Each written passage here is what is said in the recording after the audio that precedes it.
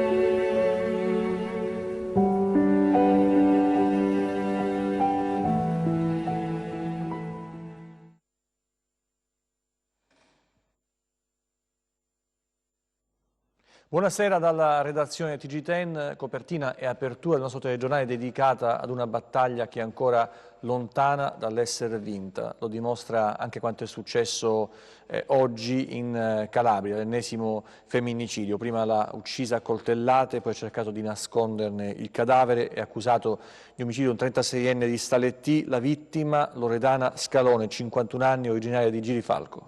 Vedete? Il corpo è stato trovato là sopra. L'intercapedine tra gli scogli di Pietragrande, è qui che i carabinieri hanno trovato il corpo senza vita di Loredana Scalone, 51 anni, uccisa con 15 coltellate. Il blu del cielo e del mare stridono con la storia di questa donna residente a Stalettì, di cui si erano perse le tracce a inizio settimana. Erano stati i familiari a denunciare. Immediatamente sia la stazione di Casperina che poi tutte le altre stazioni della compagnia di Soverato si sono attivate per individuare la persona scomparsa, cominciando da una ricostruzione di quelli che erano gli ultimi contatti e le ultime persone che aveva incontrato.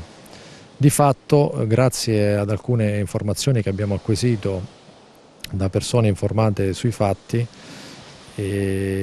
abbiamo individuato il soggetto che poi si sarebbe rivelato essere proprio l'autore di questo efferato delitto. Le indagini tra i contatti stretti della 51enne hanno portato al fermo di un 36enne del catanzarese, Sergio Giana. L'uomo sposato aveva una relazione extraconiugale con la vittima. Ha confessato, dopo un lungo interrogatorio a cui è stato sottoposto dalla PM Anna Chiara Reale, di essere stato lui a uccidere Loredana, di averlo fatto lunedì e di essere tornato ieri sulla scogliera per occultare il cadavere. Lui ha dato delle indicazioni piuttosto precise, dettagliate, poi vista anche la caratteristica particolare, singolare del posto, siamo riusciti a individuare il cadavere. L'uomo è accusato dell'omicidio con l'aggravante di aver commesso il fatto con premeditazione per motivi definiti abietti dagli inquirenti.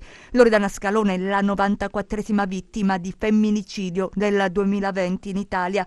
Nella giornata internazionale contro la violenza alle donne, la vita di un'altra donna interrotta tragicamente dall'uomo di cui evidentemente si fidava. E dopo 20 mesi Maria Antonietta Rositani ha lasciato l'ospedale. La donna, l'ex marito, tentò di ucciderla nel marzo del 2019 dandole fuoco, rimase gravemente ustionata. Oggi è tornata a casa, in collegamento Skype ci racconta la sua esperienza e lancia un messaggio a tutte le donne vittime di violenza. Dopo 20 mesi di ricovero, Maria Antonietta Rositani è tornato a casa. L'ex marito, Ciro Russo, nel marzo del 2019 tentò di ucciderla dandole fuoco. Le immagini si riferiscono a quel terribile giorno. Maria Antonietta Rositani ha subito decine di interventi per le gravi ustioni su gambe, braccia, viso. Oggi ha lasciato il grande ospedale metropolitano di Reggio Calabria. Ha ritrovato il sorriso, ma difficile cancellare quanto vissuto. La scena rimarrà indelebile nella mia testa, nei miei occhi e purtroppo anche nel mio corpo. Una violenza inaudita, con un intento proprio di volermi proprio ammazzare. Ho sopportato dolori fortissimi, atroci, e a darmi la forza c'è stato Dio, che mi è stato sempre accanto, e mio padre. Dopo 20 mesi dunque è tornata a casa, ma qual è stata la prima emozione? Quella di riabbracciare i miei figli e di ritornare a fare la mamma. Nella giornata mondiale contro la violenza sulle donne ha poi voluto dare un messaggio a tutte le donne che vivono situazioni difficili tra le mura domestiche. Dico di farsi forza, di strapparsi questi uomini dal cuore, dalla testa, perché sono uomini che non vogliono bene, sono uomini che ci fanno credere di essere noi una nullità e di dover dipendere da loro, e di denunciare per poter finalmente ricominciare a vivere. L'ex marito è stato condannato a 18 anni di carcere, ma è una pena giusta? No, non la ritengo una pena giusta, perché queste persone, questi esseri, perché io li definisco così, che cercano di togliere la vita, quindi con l'intento proprio di uccidere una persona, dovrebbero avere sicuramente l'ergastolo. Vediamo adesso una manifestazione che si è svolta a Reggio. Oggi è la giornata internazionale contro la violenza sulle donne. È già da un paio di anni che si è scelto di installare nelle diverse città d'Italia le panchine rosse che sono simbolo appunto della lotta, della battaglia contro appunto la violenza. Per noi, anche noi abbiamo scelto di realizzarla qui. Devo dire che è una scelta che proviene anche dalla vecchia amministrazione. Infatti con l'assessora Nucera già si era avviato un percorso, noi abbiamo voluto continuarlo e promuoverlo affinché venga diffuso e venga divulgato quanto più possibile il messaggio che vuole lanciare la panchina rossa. Noi dobbiamo affrontare questa battaglia sotto due punti di vista: un profilo culturale con iniziative come queste, l'auspicio è che su questa panchina si possano scrivere soltanto belle pagine di storie di amore e di amicizia, ma anche attraverso, diciamo, la denuncia. Ecco perché utilizzo questo momento per sensibilizzare a tutte le donne, tutte le persone a utilizzare il numero 1522 per denunciare i propri aguzzini. Non sei sola è l'hashtag di questa campagna, e noi come istituzioni dobbiamo trasformare questo in un impegno quotidiano, perché senza la denuncia, insomma, non si riesce a risolvere un problema che giorno dopo giorno, anche oggi abbiamo, proprio nella giornata che celebra la violenza contro le donne, abbiamo un caso di femminicidio, e allora tutto questo bisogna fermarlo, e si può fermare solo con la denuncia. Allora, apriamo la pagina del Covid, cominciamo con il bollettino, la sintesi del bollettino regionale con i dati, vi anticipo, ci sono 7 decessi, c'è un calo sia nei contagi quotidiani per quello che vale, visto che spesso si accumulano tamponi, e anche, questo è il dato importante, per quanto riguarda le presenze nei reparti di malattie infettive e terapia intensiva. Anche se è lievissimo. Probabilmente si incominciano a intravedere gli effetti delle limitazioni della zona rossa, anche se da domani in molti comuni torneranno ad aprirsi le scuole e sarà una situazione da monitorare. Vediamo intanto la sintesi. In Calabria ad oggi sono stati sottoposti a test 350.996 soggetti, più 2.749 rispetto a ieri. Le persone risultate positive al coronavirus sono 14.859, più 335 rispetto a ieri. I casi confermati oggi sono così suddivisi: a Cosenza 82, a Catanzaro 46, a Crotone 53, a Vibo Valentia 23, a Reggio Calabria 131, altra regione stato estero 0. I ricoveri sul territorio regionale ad oggi sono 425 nei reparti di malattie infettive e 43 nelle terapie intensive, 7 i decessi. Cosa può succedere in una RSA, in un ambiente chiuso dove vivono a stretto contatto medici, infermieri e anche gli ospiti? Il contagio può estendersi, c'è bisogno di interventi immediati, altrimenti si rischiano situazioni tragiche, disastrose. L'appello, sentiamolo, di un direttore sanitario dell'RSA Villa Bianca di Aprigliano, dove si contano numerosi contagi e la situazione sta sfuggendo di mano. Cresce la preoccupazione a Villa Bianca, la struttura di Aprigliano, dove si registrano molti contagiati tra medici, infermieri e ospiti. Il direttore sanitario Mario Sprovieri lancia un appello. Tutto è iniziato, e posso fare anche precisare la data, è stato il 17 di questo mese di novembre, io ero assente. Il mio collega che mi aiuta nel mandare avanti la struttura ha rilevato una temperatura elevata in qualche paziente. Allora ha eseguito anche lui dei tamponi per il Covid, sono venuti positivi. A questo punto si è scatenato un po' tutta la bagarre, perché abbiamo dovuto subito interessare gli enti predisposti a questo, quindi l'ASP, l'USCA. Abbiamo avvertito un pochino tutti dicendo della situazione, dicendo anche se era possibile una loro visita, cosa che è avvenuta il giorno 15. Il 15 sono venuti i colleghi dell'USCA, hanno spostato i pazienti positivi tutti al primo piano e gli altri non positivi al secondo piano. Bene, tutto qui. Successivamente questo discorso del Covid è andato avanti, ci sono state altre, abbiamo fatto i tamponi a tutti i pazienti, abbiamo scoperto non solo a tutti i pazienti, anche a tutto il personale, che purtroppo molti di questi erano positivi. Quindi io mi sono sentito un po' in difficoltà, in grossa difficoltà, perché mi sono ritrovato a non avere personale per assistere questi pazienti. Mi sono rivolto all'istituto, all'ASPA, a tutti quanti, è interessato l'USCO, è interessato il dottore Marino e tutti quanti, per avere almeno fare tamponi a tutti quanti, almeno i tamponi, quelli molecolari. Bene, questa richiesta risale al 17, sono venuti a farli il 20 e la risposta ancora ufficialmente non è arrivata. Io mi ritrovo in questo momento ad avere un medico, che sarei io, anche un po' anzianotto, diciamo, 3 infermieri e un OS. Signori miei, ditemi come riesco a mandare avanti l'assistenza a 30 pazienti, di cui 17 con Covid. Chiedo aiuto, non è possibile andare avanti in queste cose. Quindi ho interessato un pochino tutti, ho interessato il sindaco di Aprigliano, ho interessato i carabinieri di Aprigliano, ho interessato l'ASP, ho interessato tutti quanti, ma io ancora non vedo niente. I tamponi non sono stati ancora ufficialmente comunicati.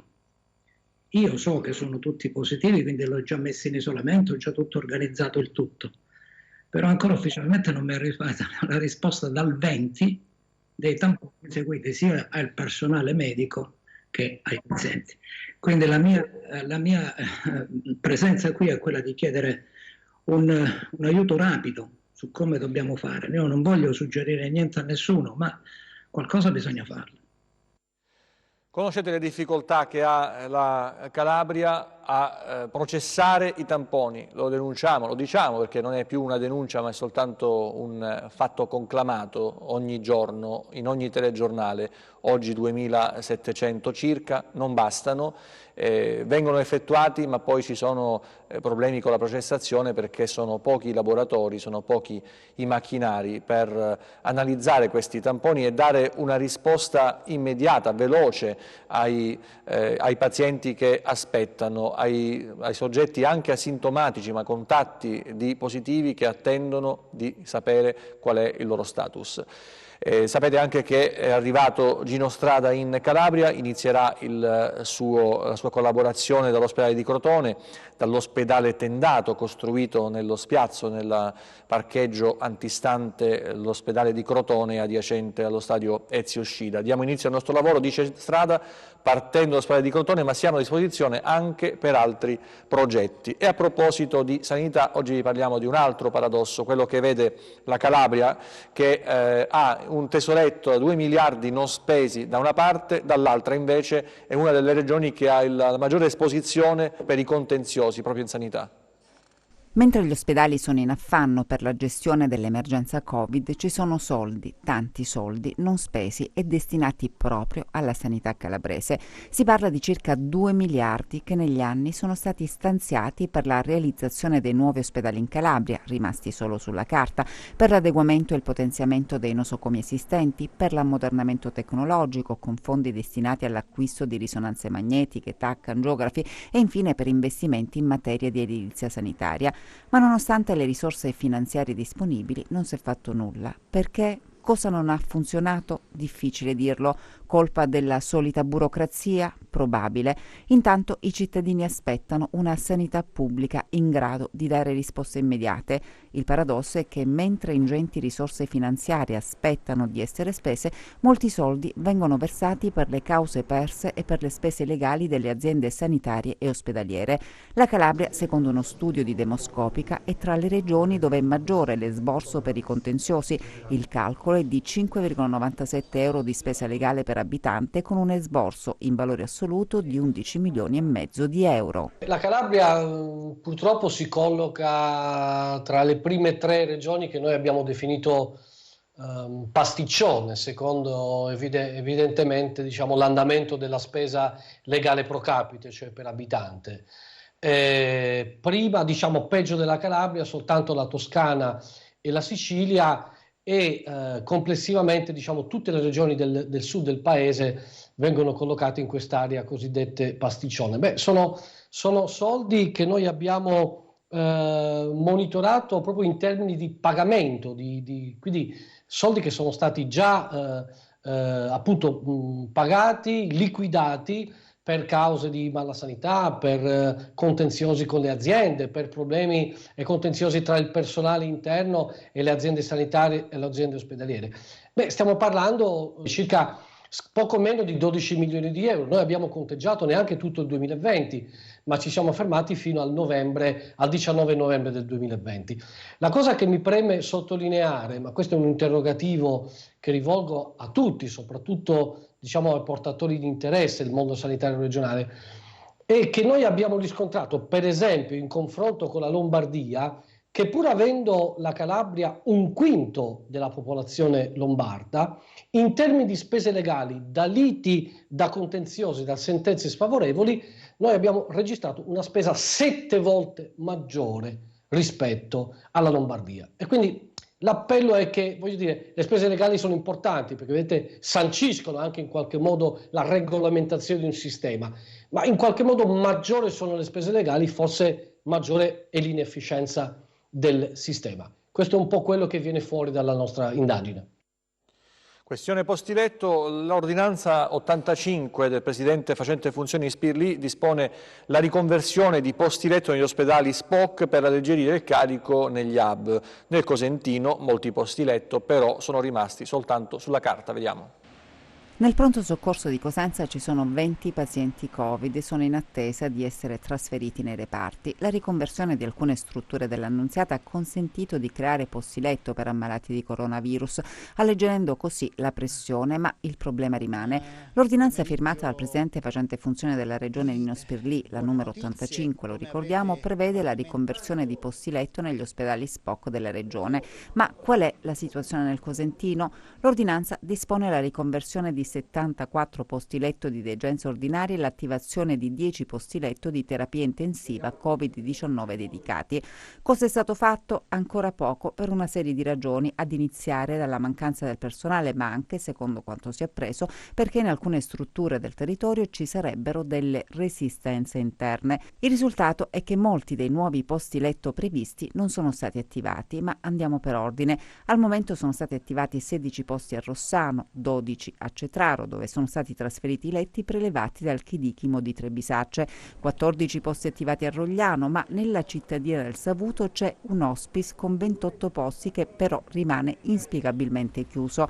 A San Giovanni in Fiore previsti 20 posti, ma non è stato attivato nulla, non ci sono i percorsi e manca il personale medico e paramedico. 14 posti previsti a Castrovillari e 15 ad Acri, ma anche qui i posti destinati ai malati Covid sono rimasti solo sulla carta. Bene, adesso invece parliamo di Riparti Calabria. Ci sono 65 milioni per professionisti, partite IVA e aziende, sono stati stanziati dalla Regione e sono risorse a fondo perduto. E c'è stato un attacco hacker a questa piattaforma che non è mai saltata, quindi alle 10 ci sono già 10.000 domande caricate e adesso sono a 18.000, per cui il tema della conferenza di oggi è di tranquillizzare tutti gli operatori economici, i professionisti, i lavoratori dello spettacolo, che il contributo, diciamo, a meno che uno non ha sbagliato la domanda, che è la cosa più semplice, arriverà a tutti. Rassicura l'assessore allo sviluppo economico Fausto Orsomerso nella conferenza stampa a Catanzaro su quanto accaduto questa mattina sul blocco della piattaforma a cui il mondo economico calabrese si era connesso per inoltrare domanda al fine di poter percepire il contributo regionale. Nel corso dell'incontro con i giornalisti presentato il Riparti Calabria seconda edizione per una dotazione totale di 65 milioni. E saranno ricompresi anche quelle imprese che avevano preso il primo contributo, diciamo, a fondo perduto a giugno, ma che dovevamo escludere in una prima fase perché, per quanto chiusi a DPCM ministeriale, dovevamo poter garantire anche quelle che non avevamo mai preso, per cui sarà riaperto dopo il 30 e allargato quindi alle 14.250 imprese, che significa parrucchieri, ristoranti e altro. All'incontro presente il presidente facente funzione Spirlì, il quale ha precisato che i calabresi sono stati tra i primi ad avere sostegno da parte della regione. Noi siamo soddisfatti di questo secondo bando perché non era così prevedibile. Devo dire che anche se si tratta di una quota di 1.500 euro, che in un certo qual modo può sembrare forse anche minima rispetto ad anni che hanno ricevuto le imprese, però è un modo per stare vicini ai nostri corregionali. E adesso un servizio che riguarda la chiusura delle indagini preliminari sull'omicidio di Bruno Ielo, l'ex carabiniere che gestiva una tabaccheria a Reggio Calabria. Le probabilità di una richiesta di rinvio a giudizio per gli indagati nell'inchiesta della Procura di Reggio Calabria sull'omicidio di Bruno Ielo ci sono.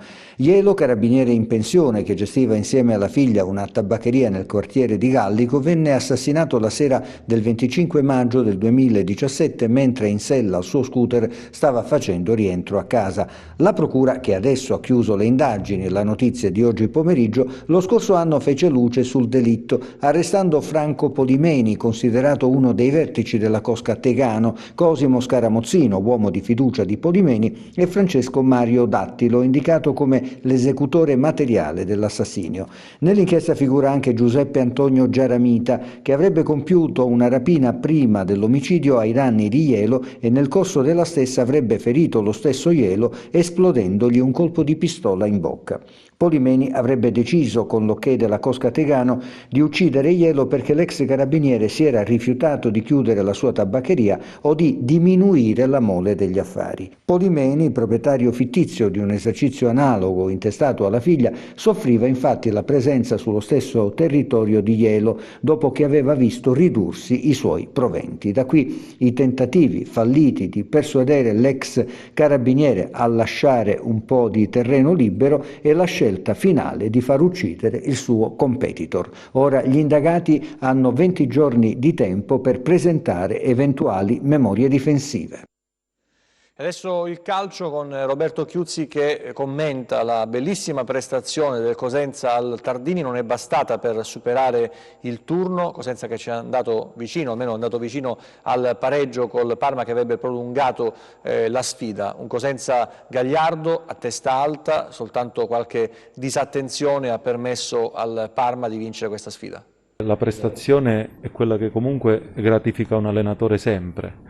Le devi abbinare al risultato, è normale, oggi ci poteva anche stare il pareggio, quindi siamo orgogliosi di questo perché al cospetto di una grande squadra, una squadra forte, quindi siamo davvero felici di ciò che hanno espresso i calciatori. Il percorso di crescita è importante, bisogna accompagnarlo, gli errori fanno sì che migliorano, se non giocano mai non migliorano, se non credi nel giovane non lo puoi lavorare, ci devi credere, devi mettere in conto l'errore, devi mettere in conto però l'entusiasmo che hanno, la voglia di crescere, di migliorare e mettersi a disposizione della squadra, che quella è la cosa più importante.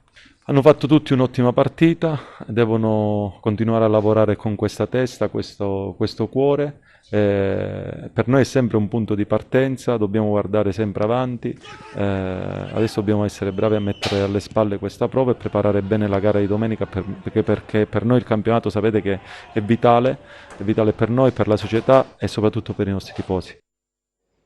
E adesso vediamo come ha chiuso la borsa oggi.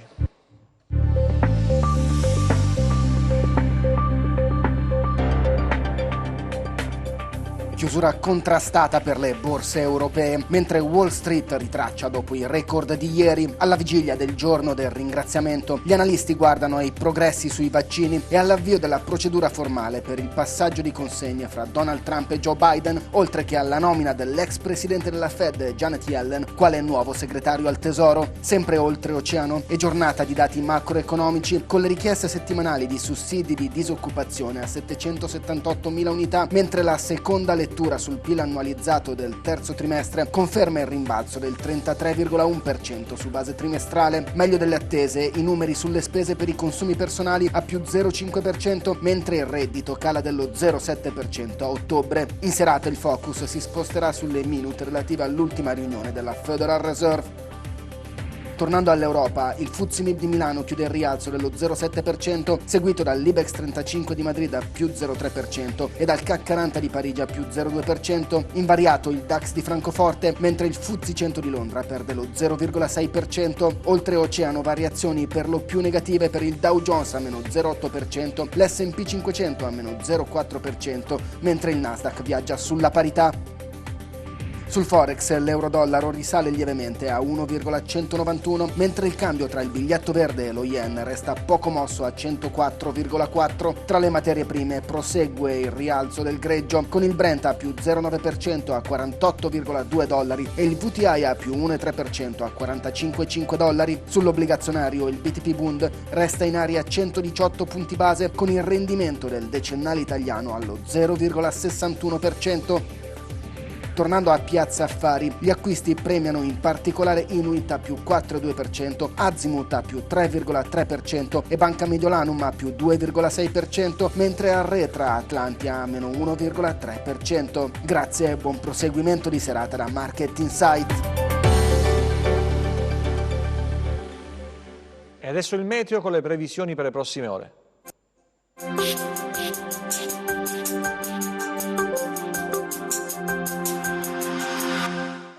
Ben ritrovati da Meteo in Calabria. L'espansione da sud-ovest di un promontorio anticiclonico favorirà un graduale progressivo miglioramento delle condizioni meteo dalla giornata di giovedì. Seppur insisteranno addensamenti sui versanti ionici della nostra regione, ma senza fenomeni di rilievo. Le temperature non subiranno grandi variazioni, restando leggermente al di sotto delle medie stagionali.